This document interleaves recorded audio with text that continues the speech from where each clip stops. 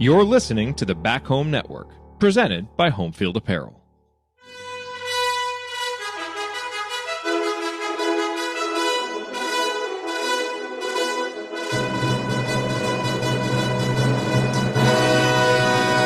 And welcome, Hoosier fans, to this special edition of the Assembly Call. I am your host, Jerod Morris, and I'm very pleased today to be joined by Nate Olson, who covers Arkansas high school sports for SBLive Sports, and who wrote a piece on Best of Arkansas Sports that has made its way around IU hoop circles since the commitment of Kel'el Ware on Monday.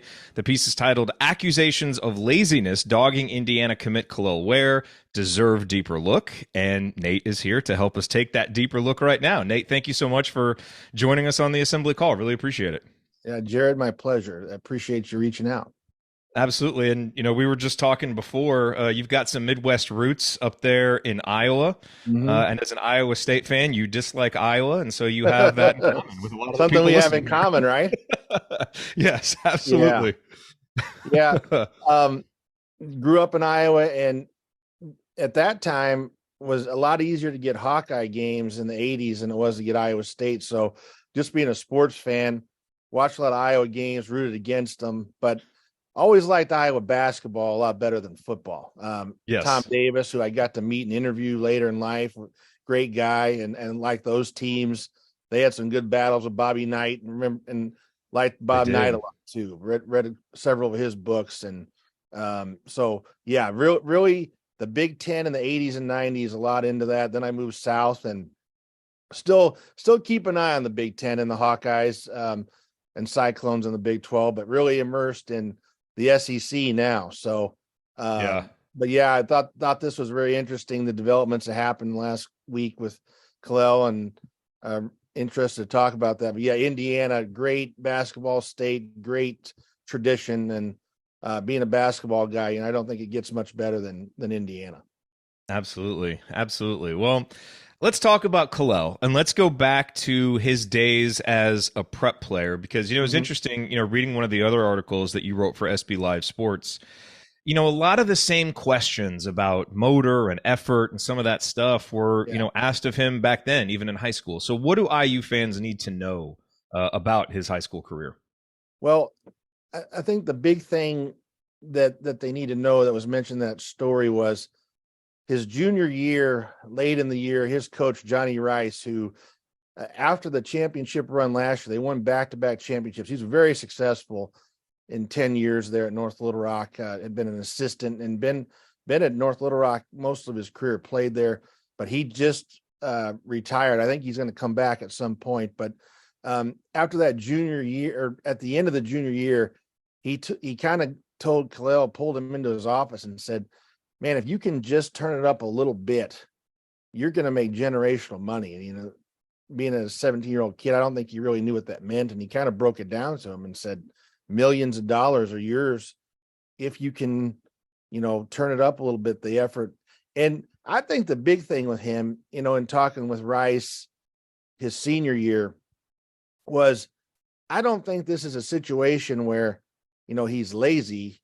It's a situation where it's an intensity thing. He's a very, laid back kind of quiet guy. And so it's not, I've seen guys in 25 years that they turn it on and off, and they take plays off. And that's part of, maybe being the star player. They take advantage of that. I didn't get the sense of that with him. I think it's part of his demeanor, his nature.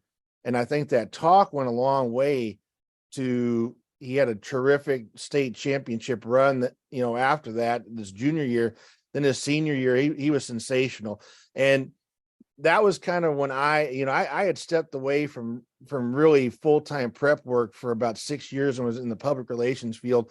So I've always had a hand in high school sports since then, and have kept an eye on what's going on and done a lot of football stuff. But when I stepped into the full-time role with SBLive, that kind of coincided with his senior year. And I really, really focused on him and had heard the stuff about the effort. And I watched him very intently, about 10 games, was very impressed with him. And the effort. I thought he played very hard. Last Christmas before there was a big tournament in Pine Bluff, North Little Rock won it, and that was against some of the premier players in the country, stepping out, shooting threes, blocking shots. He looked the part. I mean, I looked at him there and I thought, but he's probably an NBA one and done type guy. And then all those accolades came with the McDonald's All-American, the Hoop Summit, and he got rave reviews. And Nick Smith, who has now entered the NBA draft, his teammate there, those two are the only McDonald's All-Americans from the same high school since Odin and Conley in Indianapolis. Yep. And so that's crazy. I didn't realize he played with Nick Smith in high school. God, yes, he did. Imagine trying to cover those two guys. Nick transferred his senior year, and that's a topic for another show. That was a big hullabaloo that almost didn't happen. There was some Arkansas Activities Association rulings and things that had to get worked out at the 11th hour, but it did. And so that was a historic season for both of them. But in some of the postseason workouts, Ware seemed to get even more, positive attention than Nick did. I think being 7 feet, and I don't know if you saw some of the photos of him when he was in high school, but I thought he looked like a young Kareem Abdul-Jabbar. When Lou Alcindor, when you look at him in the 60s when he graduated, the body type. Yeah. But the big difference is, Kel'el can shoot the three. And so with all those workouts and everything, I kind of felt like he had turned the corner with some of the motor issues, because all the things I read about him, I did not see those workouts, but everything I read was very positive by the NBA scouts and the people that were there, his coaches. So I thought that, Johnny had kind of sparked that flame late in his junior year, to where his senior year, I didn't see much of that. And then the critics or, the scouts didn't see much of that either. So I really thought that he would go to Oregon and perhaps be a one and done player. But like I said in the column, when Crutchfield, the assistant coach that had been at Arkansas that courted him, that left for Omaha last May, that was a big red flag for me, because I've been around too long and seen too many kids. Eugene, Oregon's a long ways away from North Little Rock, literally and figuratively. When you have the one guy that you've leaned on that's bringing you there and he leaves, I've seen it too many times where that doesn't work out. And, obviously didn't want that to happen for him, but I kind of, I told some people privately, I don't feel as good about this now with him. For him, I think it's going to be more of an uphill challenge, and it was. And, I think both parties said the right things, but it appeared at times that maybe, he and Dana Altman didn't get along. And I think if you have that conduit there with Crutchfield, things are a little different. Yeah. Well, I mean, as you mentioned in the article, you didn't want to be right about him eventually entering the transfer portal. Eventually he did. And that obviously gets, to the story at Oregon. And obviously a big part of what went wrong there seems to be that, that assistant coach Crutchfield left. Yeah. You did, make an interesting point in the article that Kel'el, obviously has some responsibility for why it didn't go well too. So, I mean, as you kind of look at that situation, I mean, what is your overall assessment of all the factors why, the Oregon year just didn't go well? Definitely from the outside looking in here. I have no inside information. I haven't talked to him and I haven't talked to anybody at Oregon, but just leaning on my 25 years of covering this stuff, Altman made some kind of, I would say, borderline inappropriate comments. If I'm a kid, I don't really like those comments to the media. I thought so too. I thought those were, when I saw those, it raised my eyebrows. You can be frustrated with a kid. I mean, I think that happens all the time. And sometimes the kids are at fault, but I don't think you should ever publicly criticize them. I just really don't think that. I think if I was him and his mom and dad, I'd be upset about that. And, when a person is kind of, and I would call Kel'el an introvert, and not in a negative way, but a soft-spoken person who, probably doesn't communicate their feelings a lot. What does that person do? Kind of withdraws and goes into their shell. That probably wasn't a good way to motivate him.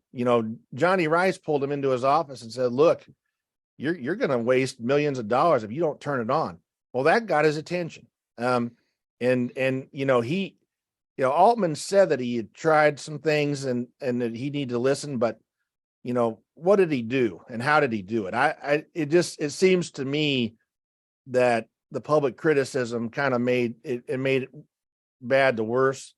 And I don't think that was a good way to go about it. And I think that from that point on, he probably withdrew, didn't play as well in practice.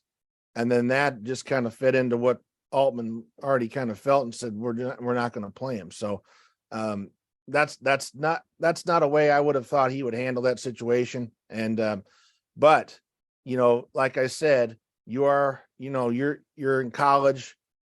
If there is a way that he could have remedied it, I think he needed to, but it would be awfully natural, I think, for most 19-year-old kids, especially if they're more soft-spoken, to kind of go into a shell and be upset by the coach.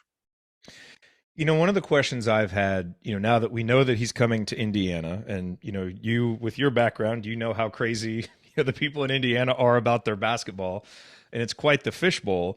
In Oregon, it's not quite that way. Football is the main thing. There's not quite as much attention on basketball. And for a quiet guy who doesn't like attention, you could certainly make the case that that's a good place for him. How do you think he'll handle the additional attention and scrutiny and everything that goes along with playing in Indiana? Well, that's a good question. I don't know. I mean, I think if things are going good, that'll definitely help it. If things are going bad, I don't know, but that's something that Johnny Rice told him too. Like, man, the better you play, the more attention you're going to get, and people are going to be shoving microphones in your face, and you've got to talk. And I think you read it in the story.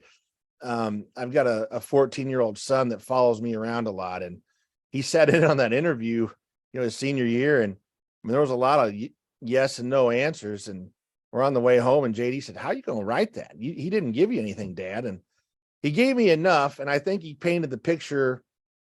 And I've talked to Rice and Nick Smith, so I was able to, I think, to portray him pretty well. The things he did say, were good. But yeah, that's definitely something that I think he's going to have to grow and mature. And I think maybe being at Oregon and having an experience like that, maybe that makes you more grateful for what's going on now. And maybe that wakes you up a little bit to where, that you're going to have to step it up and be a little more communicative and that kind of thing. No doubt he did a lot of interviews in Oregon, I'm sure. He a lot more than high school, but yeah, that's a good point. I mean, you're going to have to also, be noticed a lot more in public and stuff, probably, and people talking to him. So yeah, that's something I think his camp kind of needs to address with him, that, you need to be media friendly and speak up a little more. I know Coach Rice has talked to him about that. I mean, on the bright side, Indiana tends to be very protective of the players when it comes to media obligations. So, in that sense, it may help him at least not give him the full brunt of what it could be. Sure. You go back, a ways, having watched him play. And one of the things with big guys that you see sometimes is they get thrust into basketball because they're big, whether they love the game or not, and they're just kind of there playing. Do you get the sense that he, loves basketball? Because, effort in a game is one thing, but, obviously putting in the time in the gym to improve your skills is another. Do you get the sense that he's that kind of guy? Yeah, I do. Talked to him and Nick played on the same youth league team. And Nick said, man, that guy's always been a terror. And, he said he always liked to shoot threes even when he was younger. So always been tall. But yeah, and I think one of the main reasons that he kind of became that McDonald's All-American player is the time he put in the summer before his senior year. I think the talk that he had in March of his junior year, it translated into the state championship run over that next couple of weeks into the state championship game, and then trickled into the summer, the camps and the summer basketball the sessions in the gym, I think that put him over the hump. So he obviously put a lot of work in because he improved quite a bit his senior year. I mean, I really, when I watched him, I mean, I thought I'm really watching something special here. I mean, I haven't seen a guy that's 7 foot that can move like that can block shots on the defensive end. I think he takes a lot of pride in defense. You know, one night they played out here, and I live in the Little Rock suburbs in Bryant, more known for football, but on this night, on a Tuesday, cold Tuesday night, you know, you're on the road. Things weren't going well. Smith wasn't playing very well. They're down at halftime. Bryant, you know, they've got a nice gym and a good crowd. And, you know, when people played North Little Rock, it was kind of their Super Bowl. And so there was a good crowd, a lot of football players there yelling at him and yelling at Nick Smith. And he responded with some big rebounds down the stretch and some defensive things that you like to see from a star player, kind of, you know, and Nick played really good defense in the fourth quarter. So that was really kind of the difference in the game. Another guy, the third guy, scored a few more points and kind of put him over the hump. But the superstar guys are doing some of the dirty work in the fourth quarter to eke out this win. And it wasn't pretty, but you know, you're looking for wins, and on the road, I mean, this is a pretty hostile environment. So it's little things like that I picked up on too. There was the high school or the Christmas tournament with all the top high schools in the country where he really put on a show offensively.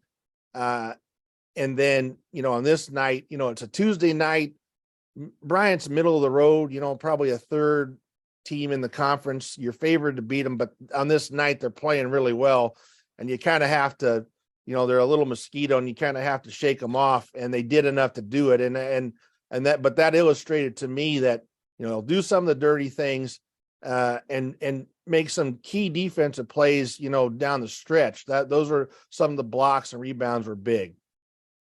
You know, it's interesting that you mentioned that. I talked with Spencer McLaughlin, who covers Oregon, just to get a sense of what his first year was like. And his assessment was that, you know, Kel'el started out really well offensively, but the offense really stagnated as the season went on. And his assessment, Spencer's assessment, was that the defense really improved. You know, from the shot blocking and just understanding where he needed to be. And that, of course, will be music to Indiana fans' ears from a defensive perspective. But you know, clearly the offense is what is tantalizing. When you see a guy that size that, you know, can shoot like that has that variety of skills, it's extremely enticing. You know, you look at the shooting percentages this year, and they weren't exactly what you would want, but this is also a freshman, you know, adjusting to college. Yeah. And I'm just curious, having watched him in high school, you know, he shot, I think, like 27% from 3-point range. I know struggled with his turnaround jumper a little bit. How confident are you that, you know, now with that freshman season under his belt, getting more comfortable, putting more work in, that some of that will kind of start to come back? You know, I think it will. You know, you mentioned 27%. I did think he did a good job, especially in that tournament, of making some big ones and stepping out. He's not afraid to shoot it. And I was just telling somebody the other day, you know, 3-point shooting and free throw shooting is just getting in the gym and doing it, you know, but he has some natural ability and he has a good stroke for a 7-footer. So I think that's one of the things that will set him apart from everybody else, that will make him a good NBA player and a standout at Indiana, is if he can go out and knock that down with a little bit more regularity than 27%. But even then, you know, in high school, he made them when they needed them. And, you know, to be out there and to shoot those, it opens up things for everybody else. When you're out there and you're pulling the big guy out, that kind of frees up the middle. You know, Nick Smith would take advantage of that because they'd have to guard him out on the perimeter. So I think that would be a point of emphasis if I was him, is, you know, this summer is to shoot a lot of threes. I mean, it's, you know, just like Indiana native Larry Bird, you lock yourself in the gym and shoot those. But, you know, we're seeing more and more big guys, tall guys shooting that. And but I think that to me, when he put on that show in Pine Bluff, I thought if he can do that on a regular basis, he's a shoo-in for the NBA, because they love the big guys that can move and can shoot. So, you know, I probably disappointing on how things worked in Oregon, but like I said, I think a lot of that was mental, and I think you get down on yourself and the coach is down on you. And then, you know, offense is a lot of flow and movement and how you fit in and where you are. And that's all mental too. The defense is just kind of reading it and being 7 foot and blocking the shots. And then that's something that he was very aggressive on the boards and very aggressive, in that patrol and that paint. So I think if, he's showed a knack for that at Oregon, it sounds like too. So if he can just get his touch around the basket a little bit better on the turnaround, that'll be lethal. And then he can step out and shoot some threes. I mean, I think he could really, really be, a big impact guy for them and be like a newcomer of the year type guy. If he can relax a little bit, feel part of the offense, excuse me, and have the confidence from Woodson and the staff, that he is part of the team and that they're going to nurture him. And, what do you hear on that as far as how some of those talks went? Because I think that's, like I mentioned in my column, those parties have to be on the same page. Do you feel like Indiana and he are on the same page as far as, what happened before and what's going to happen in the future? I think, Mike Woodson is now entering his 3rd year as Indiana's coach. And, there have been some questions about the offensive system that he's running and how is he adjusting to college from the NBA and those different kinds of things. The one thing that he has definitely proven time and time again is he's able to build relationships with players and get the best out of them. And I think where Indiana fans have a lot of reason for optimism is, Trace Jackson Davis is a guy that even back to high school, tons of physical talent, had questions about his motor. And even in his first couple years of college, and what Mike Woodson did, to help Trace kind of pull out the best of himself as a junior and a senior, I think is very instructive here for what he could do with a guy like Kel'el. Similar with Malik Renew, who's a highly regarded freshman last year, struggled in December, kind of understanding how hard he needed to play. And, Coach Woodson mentioned it in the postgame publicly, but I was really struck reading Dana Altman's comments and thinking back to what Coach Woodson said about Malik Renew, how different it was. Like with, Dana Altman's comments about Kel'el were dismissive almost to the point of being mean, I thought, when I read them. I was like, wow, a coach said that about him. Yeah. And, Woody's comments were almost more tough love, but you didn't mistake that there was love there, right? And you sure. See that come around for Malik, and he mentioned, some private conversations. And so I think, the biggest reason for optimism, I mean, in addition to all of Kel'el's just natural tools, which are, breathtaking, is the fact that I think this is a situation that profiles as one based on what he just went through at Oregon that should be really positive based on what Coach Woodson has already demonstrated with the other bigs he's coached. Yeah. And I think they need to know that, this guy needs a little pat on the butt, I think. And I think sometimes you need to light a fire under guys and sometimes you need to pat them on the butt. And I think Johnny Rice was real good at patting him on the butt and just saying, come on, you can be here. You're here. You can be here. So let's do it together and let's get it done. And they did, and they made a marked improvement. And I think the other thing, we see in Arkansas here that Eric Musselman's experience in the NBA has drawn kids here because they know that he knows how to get them to the NBA. I think Woodson's knowledge of the NBA could help Kel'el a lot. He's coached big men. The other thing that you've got to mention when you see big men and you see offensive linemen and stuff, big guys are different temperaments, Yeah. And they're different than a 2 guard or a point guard. They're not known for running all around and being energetic. I think you kind of have to keep that in mind too. I mean, Kel'el wouldn't be the first big guy that's a little ginger, so I think it's just, Woodson unlocking that key or unlocking that lock with the key and having a good relationship with him where he feels there's trust there and, that he has confidence. The staff is going to try to nurture him. I'm glad you agree with me on Altman. And, I've followed him all the way back to Kansas State days. And, he came to Arkansas for like an hour. He took the job and then left, went back to Creighton. And You mentioned the name Dana Altman in Arkansas. That's a whole nother story. But I do respect him as a coach, Mm-hmm. but I kind of feel like the entire year was frustrating for him, and I think he took a little bit out of it on Kel'el. And those two comments were not good. And I think as an adult would anger me, as a 19-year-old kid would anger me even more. So, I think you could tell midway through that he wasn't coming back. Yeah. And I hope it works out for him here. The one thing that I was interested in, Indiana kind of came out of nowhere. I didn't have any idea that Indiana was in play. Came out of nowhere for us too. Honestly. Yeah, well, and I don't know what the connections there. And probably at some point we'll kind of you guys will probably figure that out when there's more talk on how that kind of came around. Well, I think we know some of it, which is, Okay. Yasir Rosemond, who is Indiana's assistant, coached at Oregon under Kent when he was there. Okay. I don't know, personal connections, what personal connections he still has at Oregon, but, he played there, and Ernie Kent was the coach there. Right. And so I know he kind of took the lead, and it sounds like it started out as a very, kind of cold contact, but they really sold him on the idea of, how they would use him.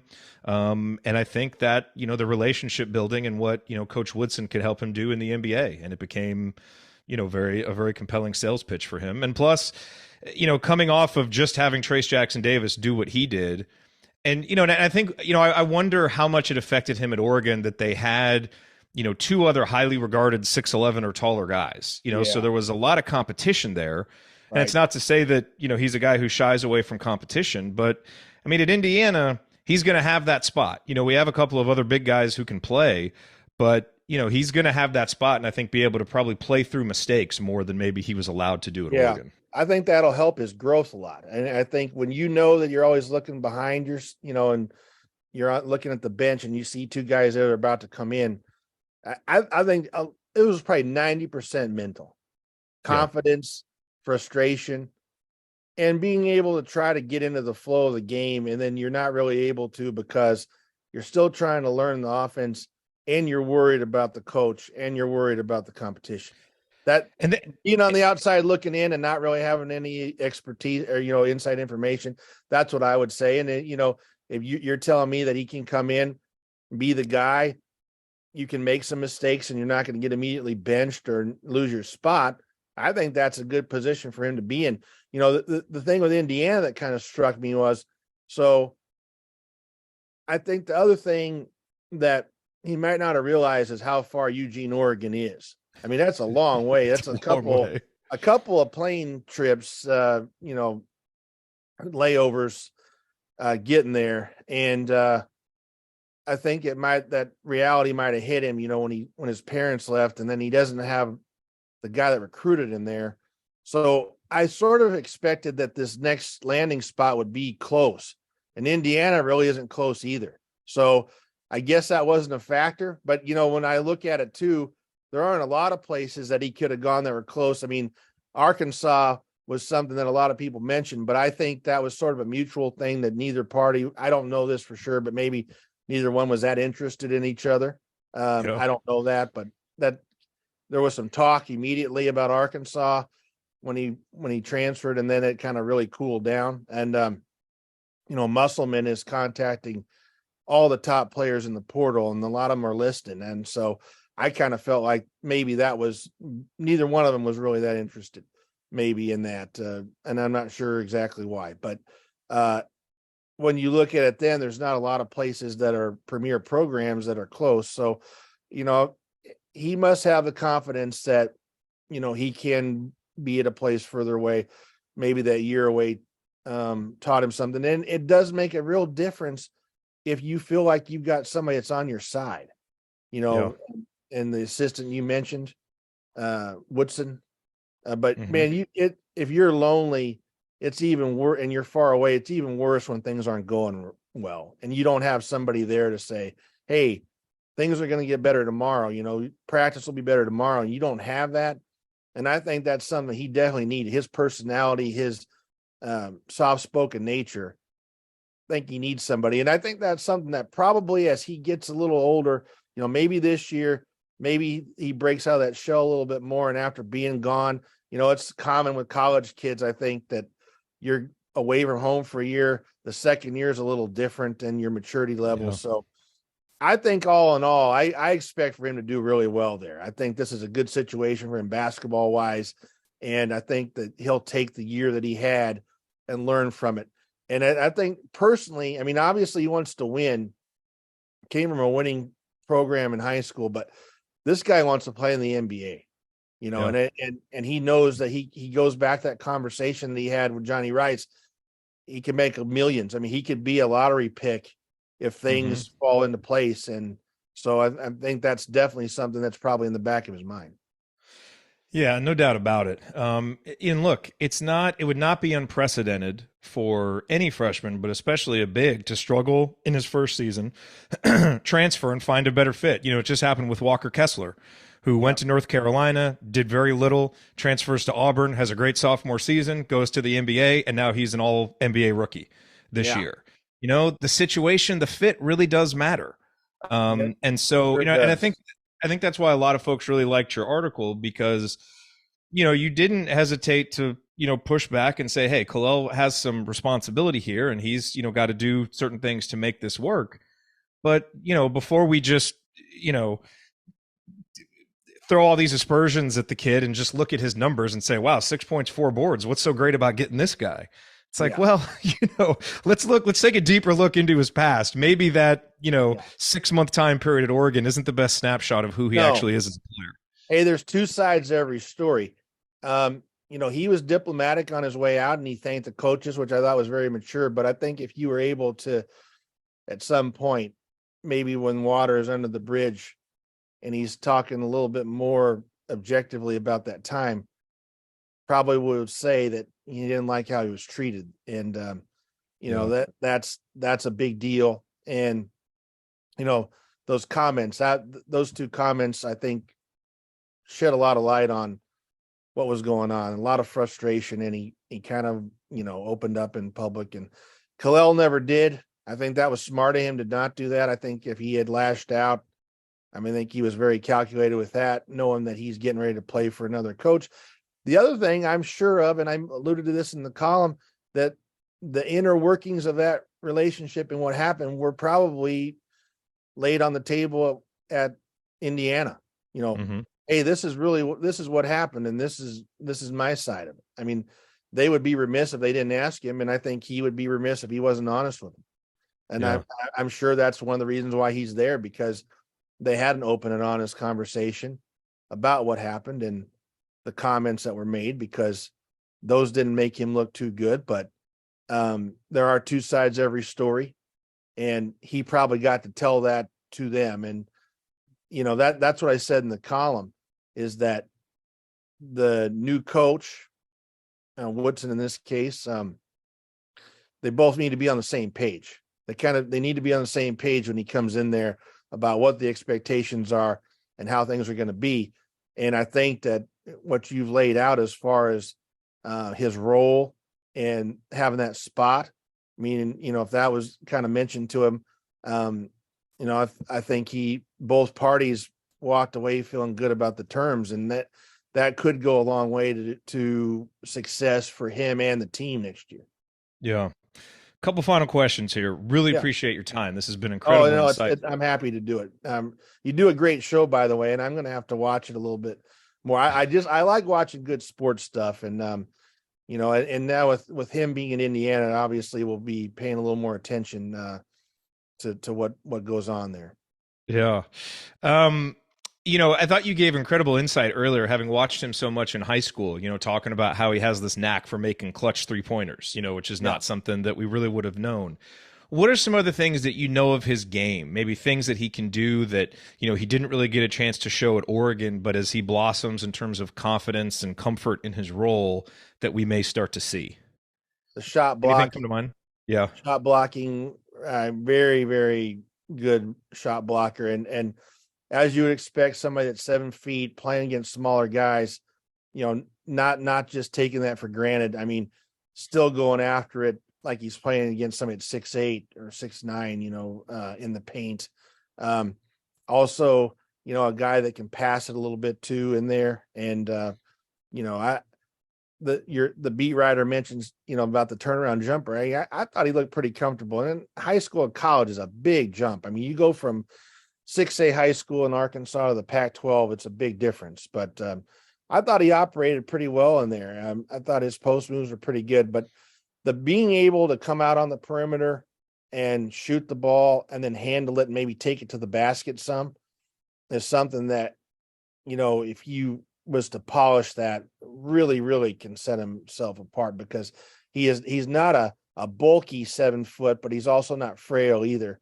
He has athleticism. So, he could potentially be a guy that can take it off the dribble, handle it a little bit, and can shoot it out there. And like I said before, that opens up the whole offense when you've got a guy that's that big, because that big has to come out and guard him. It opens up, if you've got a good slasher, it opens up the lane. So I think that I saw a good glimpse of that. I mean, that's what really, in that tournament, when I saw that, I was like, wow, this, you don't see this every day. And he played with a lot of intensity. He also played really well down in Florida that year against IMG, and they had some studs. They didn't do as well in that game, but he had a terrific game. I mean, Johnny Rice said I think 19 points in that game. Well, and he really showed out there. So I think when there's good competition, that even kind of lights his fire a little bit more. But I really watched that to see, when you read about somebody that maybe the motor, I think like you and I, you've seen so many games, you can kind of watch that to see it. I do that in football a lot, like offensive linemen. How do they, each play, are they firing off the ball? Because you don't usually watch that. But some of these big recruits, you watch that and you can tell a lot. And I really watched him, and I never really saw many signs of him taking it easy. I thought last year he was all in. And so, but yeah. I think the mid-range game, the 3-point stuff really sticks out to me, that if he fine tunes it, and I think all that's comfort. And the other thing is, if you come out and you're not successful right away and you're already upset about stuff, sports is, probably 80% mental. I mean, really. Yeah. And if you feel good, that goes a long way to playing well. You feel confident and things are going, and you get a little bit of success. And I think the early going at Indiana is going to be really key for him. If he can get hot right away, there might be some learning curve there, but he can get off to a good start and feel good, and be ready for that Big Ten season. I think he can be well on his way. Well, it's been one of the biggest changes in IU basketball under Mike Woodson in the last 2 years. We spent the previous 4 years under Archie Miller, where every player seemed to clench the ball so tight and not play with confidence. And it's been so noticeable how under Mike Woodson, guys have really blossomed with confidence and playing with more freedom. And so, hopefully that's obviously something that rubs off on Kel'el, because he's got all those natural skills, man. If he can put it together, it's going to be. And I think that's probably even more important for him. But, that's one thing that, I started this 25 years ago. And the thing that I've noticed in high school and in college is that, players don't want to play for a hard bud, that, and you, there's a different way to say that. And I won't say that on here, but, they don't do that. They don't like that anymore, and coaches have had to change.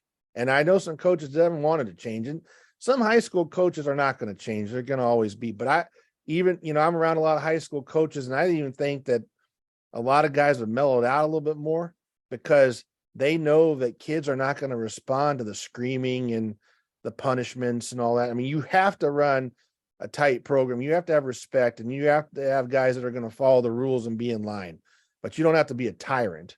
And I don't think kids, especially kids with the ability of Kel'el, they're not interested in playing for somebody like that.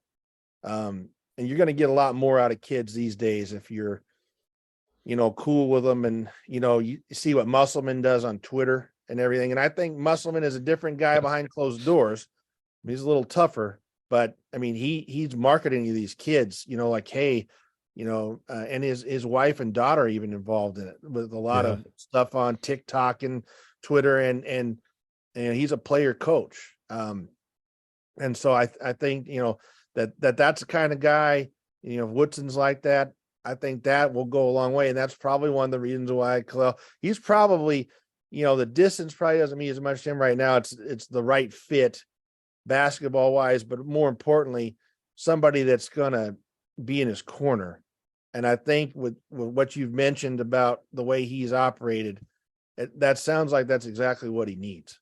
Yeah, I mean Woodson is such a unique character. He is decidedly old school. There's no question about it, and he's not going to put up with a lot of BS.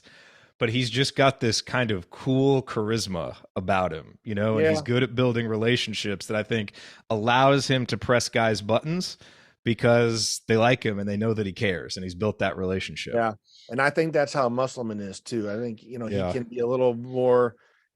When you get to campus, it's not all the selfies and Twitter anymore, but he does have a playful side to him, and I think guys like that, and like you said, you can't be completely loose. I mean, you've got to yell a little bit, and you wouldn't be a coach if you didn't do that. But and probably the other thing that's helped Woodson is being in the NBA a little bit too. No doubt. I think that's helped Musselman and to relate to guys because you've got to coach them differently, and no doubt guys are going to Indiana because they know that he can help them get to the NBA. I mean, I think that's important. A lot of kids, that's what they're after. So that's probably a feather in his cap. The other thing I will say, to watch for next year when you're watching IU games, one of the other things that, I talked with Spencer, who covers Oregon, he mentioned how in flux their guard play was. And they had one upperclassman who was there most of the year, but a lot of flux otherwise. And we know how important guard play is for bigs in college basketball. And Indiana is supposed to, fingers crossed, get a medical hardship waiver for Xavier Johnson, who was supposed to be the starting point guard last year, got hurt. He'll be back, and he is, going to be one of the best point guards in college basketball next year. Great in the pick and roll, and watching those two guys in the pick and roll, because with Trace, it was all about rolling and finding him on lobs, and the two of them were great at that. We have not had a big who could actually pop, and so actually being able to roll or pop, and just everything that's going to bring with the way that X can read it and distribute the ball, those two are going to be a really tough combination for defenses to handle. And it's going to be a lot of fun to watch, assuming that assuming X is back, which I think he will be. Well, and I think that kind of goes back to Nick Smith, the similar type player or slasher that those two played well together at North Little Rock. I mean, Nick would pass him the ball, and there was never a problem of, who's shooting. And Smith, he's a good guy. He had some problems with injuries this year, but you can tell he's a different kind of guy too, and he wants to win. And so, if Ware is opening the post, he's going to get the ball. I don't remember a lot of the 2-man game with him, but there probably was some of that. But I think that's something that he can do. They definitely worked in concert together at times. I don't know if it was always on that pick and roll or pick and pop, but yeah, you talk about being able to step out and shoot that. If you can shoot that with some regularity, that's going to be hard to guard him. And so I would be very surprised. I'd put a pork tenderloin sandwich on it. I think I was really the one that started that. Indiana, you claim that, but I'll put a pork tenderloin sandwich on the fact that he's going to shoot a lot of 3-pointers this summer. And I think that will help a lot. And if he comes back, that could be a really tough play to defend. If you can shoot about 34% maybe from there as a 7-footer, that would be big. I'll take that all day long. Yeah. And I think he's got the potential to do it. I think the big thing about 3-point shooting is having the confidence to shoot it. Yep. Don't you? I mean, just to, you feel confident to shoot the ball, and you don't, the good shooters, you get open, you shoot it. You don't wait and think about it. And I think he showed me at times that, he doesn't hesitate to shoot the basketball. So I think that he's got the right mindset. And, obviously that was sort of taken back a little bit at Oregon, but now if you can get back into that, knock a couple down in some games early and get in the flow of the game in practice, that's a good weapon. I mean, I don't think there's any question that that's going to be something he's working on. And then some of the low post moves and all that, but and the 12, the mid-range game, I mean, he can knock those down too. So, I'm really looking forward to seeing how it all comes together with him. I think defensively, he already showed he could play at this level. Now, what does he have in store for us offensively this year? My biggest frustration with the way that his commitment has been covered by some who, want to throw cold water on it for whatever reason is focusing on the 6 points and 4 boards per game instead of looking at the numbers that really matter, which is he had a block percentage of 8.9%, which was basically the same as Trace Jackson Davis's. He committed less than 3 fouls per 40 minutes, which is a great number for a freshman who often struggle with that. And I'm not that worried about the 27% from three-point range. I'm more focused on the fact that he took 55 of them.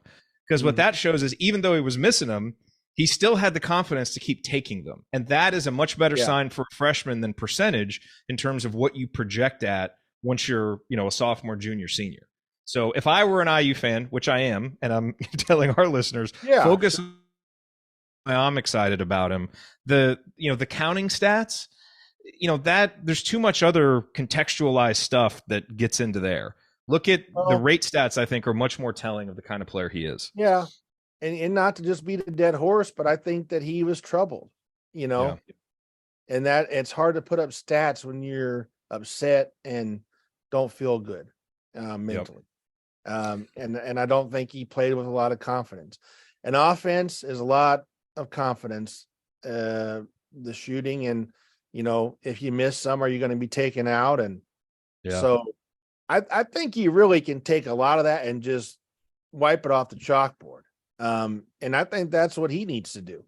You take some of the things that you learned, but pretty much you got a clean slate and you don't need to worry about it. And I think we're from an era where these guys are highly touted. We don't want them to average 25 points and 10 rebounds a game right off the bat. Yeah. There have been guys that have done that, and there are very talented kids, but there are still a lot of kids that are 19 years old that are not going to be NBA players overnight. But I think we got spoiled, Kentucky, the one and dones, and guys, there's going to still be Kel'el Wares, and, Arkansas had a kid that top 70 kid, Gatorade player of the year here that didn't play much for Arkansas this year. And people were kind of, upset about that. Well, there was a day where a guy, and probably happened in Indiana history, where guys didn't come in right away as freshmen and be All-Americans, Yep. So I think it's okay. What happened out there is okay. And I wouldn't be, if I'm an Indiana fan, I'm not like, why did we sign this guy? You signed him because of what he did at the Hoop Summit and what he did at the McDonald's All-American game, and talked to some of those scouts that were there. What happened at Oregon was, probably just a byproduct of not being on the same page with the coach. And Kel'el will not be the first guy and won't be the last that happens to. The fit is very important.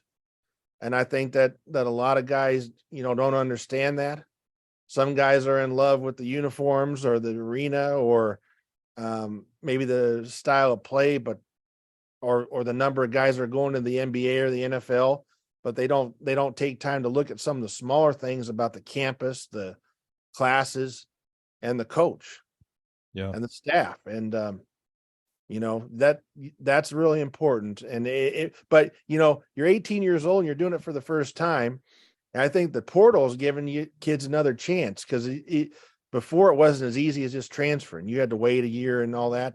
I think that's been a good thing for kids, because, a lot of kids have made mistakes. You talked about Kessler, he got a second chance.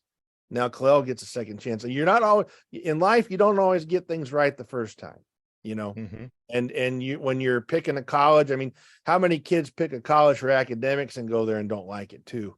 It's just, you don't, a lot of that stuff you don't know until you get there. And, but I think the Crutchfield piece was very key when he got the job at Omaha. And, Kel'el came out, I think his mom came out and said, we're still solidly committed. And I kind of thought, well, maybe you shouldn't be, I don't know, Yeah. that look, but at that point, I don't, it's hard to walk back at that point in May. You Yeah. kind of have to make the best of it. But Yeah. that was a blow to him personally, and I think it played out that way. So, but he's got another chance, and it just everything that you're telling me, it just sounds like he picked a good place to be. I think so. It looks like a good fit, and so we'll obviously have to see it play out. And I get, some fans who want to be cautious about it and wait to see, and that's totally fine. But I think No, I really think digging that's fine. into I it. mean, and like I said, if there was something that was wrong with him at Oregon, he needs to fix it. Yeah. If he was standoffish but it really didn't come across that way to me. Altman came off like somebody that was really upset about the program in general and was taking it out on him. You saw that he kind of went on a rant with the fans, because they didn't show up for the NIT. One of our co-hosts, we did a show the night that Kel'el committed, and one of our co-hosts said it almost felt like Dana Altman was trying to get fired this season, like the way that he was acting. That's what he said. Yeah, that's what he said. Yeah, he was frustrated by different things, and I think Kel'el was collateral damage for that. A guy that he wants to come in and be like gangbusters right away, and it's not happening, and he's not pulling the right strings. I read some stuff that said that that's supposed to be his trademark, to be able to work with guys and get them to. I didn't know that, but that's what I kind of had read. But yeah, we'll see what happens now. That's We will see what happens in Indiana and go from It'll be there. fun to watch. We haven't had a player like him maybe ever. I mean, with those kind of physical traits, so it's going to be a lot of fun to watch. Well, he does. I mean, there aren't many guys like that around. I mean, no. I saw him for the first time, and go look at a picture of Lou Alcindor, not Kareem Abdul-Jabbar, Lou Alcindor, 17-year-old Lou Alcindor, and then put that picture with a full body picture of Kel'el. It looks almost. I mean, I mentioned that to a high school coach. Like, oh my God, you're right. They're very similar body features, and I think Kel'el's, matured and put on a little bit more weight. And that's another thing I think that could help him is being in the weight room to get a little stronger. Even if you've got a finesse kind of game, I don't think you can be strong enough to play major college basketball. It's a physical game, even especially the Big Ten playing on the perimeter. Yeah. So I think if you're I wouldn't even really say he's slight of build though. I would kind of describe him as rangy, I guess. But he's slender, but not skinny. Like Chet Holmgren was, skinny, and Kel'el is more solid. He's not Chet Holmgren. I mean, Chet Holmgren can stand to gain about. I just saw a picture of him the other day that looks like he's put on 30 pounds, maybe, but that's he still got looks like maybe 20, but it looks like he still has room to put more on. But there's a significant difference between last year or during the summer training. It was the summer league, and then now they showed two pictures. Yeah, very much different. And I think that's something that can happen with him too, is that he'll put on some good muscle, but he's not in the position of I've got to take a bunch of weight gainer because I'm a stick. I mean, he is rangy, but not too thin. But could put on, 10 pounds, 15 pounds of muscle would look good on him. So let me get you out of here on this, because you, as I mentioned at the top, you work for SBLive and you cover Arkansas, Iowa, and Nebraska, I believe. And you just told me SBLive is coming to Indiana. We're here. Provide recruiting coverage. They're in Indiana. Yeah, it started the school year. We're in 22 states, partner with Sports Illustrated, good prep coverage. So a lot of your viewers that like Indiana, I know you probably have kids in high school, or you follow that with kids that are coming on to play at the Hoosiers, and it's all sports, football, basketball, male, female. I think that's something we do a good job too, is covering the female sports and some of the Olympic sports too. Just cover everything. There's a lot of sites cover football, and a lot of sites cover basketball. We cover the whole school year, get as many names as there as possible. A lot of lists, like top, position lists for all the sports, the top players, and then we let the fans vote on those. There's an athlete of the week feature every week. taking kids from different sports and highlighting them. So I think this is something that when the fans in Indiana, when they see it, they'll like it. And it's all free. There's no paywall. So we're going to get more and more involved in it. When you start off, it's kind of, you're crawling, but expect more stuff and more coverage next year. The guy that covers, Indiana, that's the regional editor. That's how we do this, break it up in regions. So I've, Arkansas, Iowa, Nebraska, and I've got freelancers that write in those states. Nate Latch, who is got a strong background with college and high school sports in St. Louis, is the regional editor for Missouri, Indiana, and Illinois. So he has some boots on the ground in Indiana, but I understand that he went to the Indiana State Basketball Championships, which is another bucket list item of mine to go to, that day is always obviously insane. The movie Hoosiers. I think that had an impact on a lot of sports junkies. Would love to see that. Love to go to a Texas high school football playoff game, and love to see an Indiana high school basketball. I think those are the two kind of watermarks for high school sports, basketball and football. But Nate was there, the other Nate. So look for more stuff on there. Scorebooklive.com/Indiana will get you there. Scorebook Live, you said, is the URL? Yes. Scorebooklive.com/Indiana.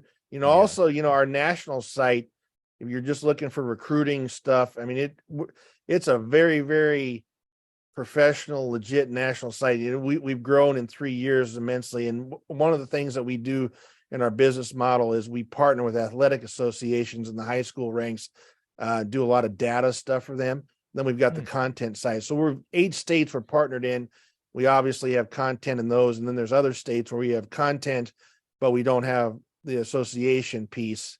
But, we're constantly working on that. So this is a company on the rise. And I think it's just going to get bigger and better in Indiana too. Very cool. Yeah, we'll check that out. I'll put that link in the show notes, scorebooklive.com/Indiana.